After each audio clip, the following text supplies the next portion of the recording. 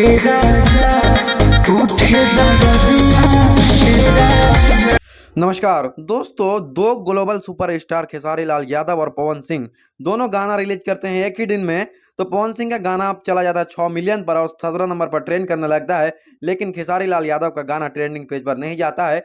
और भी बहुत सारे इस गाने को लेकर बहुत सारे फैक्ट हैं, और आपने जिन जिन चैनल को वॉच किया है आपके दिमाग में बहुत सारे डाउट छोड़ के गए हैं, उस डाउट को मैं क्लियर करने वाला हूं। लेकिन उससे पहले नीचे जो वो सब्सक्राइब का बटन है ना, उसको हिट करो। दोस्तों, गाने की बात की जाए तो गाना बहुत अच्छा है। इसका वीडियो क्वालिटी भी हाई लेवल का है, और इसमें जो एक्ट्रेस काम करती हुई नजर आ रही हैं उन्होंने भी इस गाने को अच्छा बनाने के लिए बहुत ज्यादा मेहनत की है। तो आप लोग कहेंगे कि गाना तो बहुत अच्छा है, ठीक है, हम मान लिए गाना बहुत अच्छा है, तो पवन सिंह का गाना 17 नंबर पर ट्रेंड कर रहा है, इसका गाना ट्रेंडिंग पेज पर क्यों नहीं गया? तो दोस्तों, ट्रेंडिंग पेज पर जाना ना जाना ये बहुत बड़ी बात नहीं है।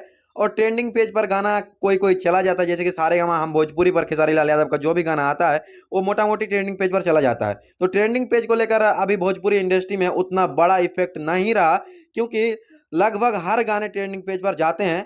बस दोस्तों, आज के लिए इतना ही। गाने को लेकर आपकी क्या राय है आप हमें कमेंट सेक्शन में बताइए। मिलते हैं किसी इंटरेस्टिंग वीडियो के साथ, तब तक के लिए जय हिंद। एंड में बस इतना कहूंगा कि पवन सिंह का जो गाना आया है उसका भी रिव्यू हम कल डालने वाले